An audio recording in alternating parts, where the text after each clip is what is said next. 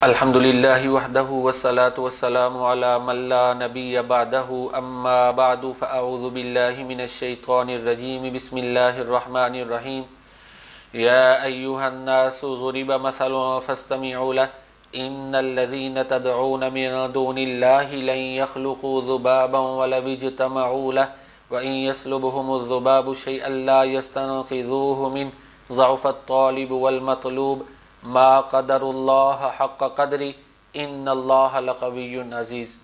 اے لوگو، تمہارے لیے ایک مثال بیان کی جاتی ہے، اس کو توجہ سے سنو۔ جن لوگوں کو اللہ تعالیٰ کے علاوہ وہ پکارتے ہیں وہ ایک مکھی پیدا نہیں کر سکتے، اگرچہ وہ سب اکٹھے ہو جائیں۔ مکھی کو پیدا کرنا تو بڑی دور کی بات ہے، اگر مکھی کوئی چیز ان سے چھین کر لے جائے تو اس کو چھڑا نہیں سکتے۔ طالب اور مطلوب، سیکر اور ساٹ، دونوں ہی کمزور ہیں۔ پھر اللہ فرماتے ہیں وما قدر اللہ حق قدری، یہ حقیقت لوگوں کے سامنے ہے، لیکن اس کے باوجود لوگ اللہ تعالیٰ کی اتنی قدر نہیں کرتے جتنی قدر کرنی چاہیے۔ سورۃ الحج سورہ نمبر 22 کی یہ دو آیات ہیں، 73 اور 74۔ ان میں اللہ تعالیٰ نے اپنی قدرت کی ایک مثال بیان کی ہے اور لوگوں کو عقیدہ توحید سمجھایا ہے۔ اللہ تعالیٰ نے اپنی قدرت لوگوں پر واضح کی ہے، وہ اس طرح کہ فرمایا سارے معبودان باطلہ مل جائیں تو ایک مکھی پیدا نہیں کر سکتے۔ چلو پیدا کرنا تو دور کی بات ہے، مکھی اگر کوئی چیز ان سے چھین کر لے جائے تو اس کو چھڑا نہیں سکتے۔ سائنسی تحقیقات سے یہ بات واضح ہوتی ہے کہ واقعی انسان بے بس ہے۔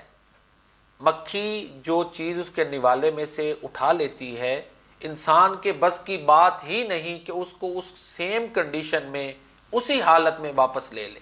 اس کی وجہ یہ ہے کہ مکھی جب کوئی چیز کھانے لگتی ہے نا تو سب سے پہلے اپنی ایک لمبی سی سونڈ اس کے اوپر رکھتی ہے، ایک لمبی سی نالی، اس میں سے ایک لعاب اپنے منہ میں سے نکالتی ہے، اور وہ لعاب، وہ جو لقمہ اس نے یا جو چیز اس نے اپنے منہ کے اندر نگلنی ہوتی ہے، سویلو کرنی ہوتی ہے، اس کے اوپر وہ لعاب پھینکتی ہے۔ وہ جو چیز ہے وہ تحلیل ہو جاتی ہے، میلٹ ہو جاتی ہے، اس کی وہ کیفیت رہتی نہیں۔ اس کے بعد وہ مکھی وہ چیز اپنے گلے کے اندر نگل لیتی ہے۔ اب جب وہ چیز اس کے منہ میں آ جاتی ہے تو کس کے لیے یہ ممکن ہے کہ اسے اسی حالت میں لے جس حالت میں اس کے منہ میں جانے سے پہلے تھی؟ تو اس طرح یہ جو مثال ہے بہت ہی ایکوریٹ ہے، بہت ہی مناسب اور موزوں ترین ہے کہ اللہ تعالیٰ نے انسانوں کو عقیدہ توحید سمجھایا ہے۔ اب جیسے جیسے انسان نے سائنسی علوم میں ترقی کی ہے، اس مثال کی حکمتیں اور واضح ہو گئی ہیں۔ تو اللہ فرماتے ہیں ضعف الطالب والمطلوب، سیکر اور ساٹ، طالب و مطلوب دونوں کمزور ہیں۔ تو جب یہ حقائق انسانوں کے سامنے واضح ہیں، یہ مثالیں انسان دیکھتے اور سنتے ہیں، لیکن پھر بھی اللہ کو چھوڑ کر اوروں کی بندگی کرتے ہیں، تو یہ اللہ کی بہت بڑی ناقدری ہے۔ اللہ کے لیے اولاد ثابت کر دینا، اللہ کی خصوصیات دوسروں میں مان لینا اور اللہ کے ساتھ دوسروں کو تشبیہ دے دینا، یہ اللہ کی ناقدری ہے۔ تو عقیدہ توحید پر انسان تھوڑا سا غور و فکر کرے تو وہ سمجھ میں آ جاتا ہے۔ اقبال نے بھی کہا تھا نا، بیان میں نکتہ توحید آ تو سکتا ہے، تیرے دماغ میں بت خانہ ہو تو کیا کہیے۔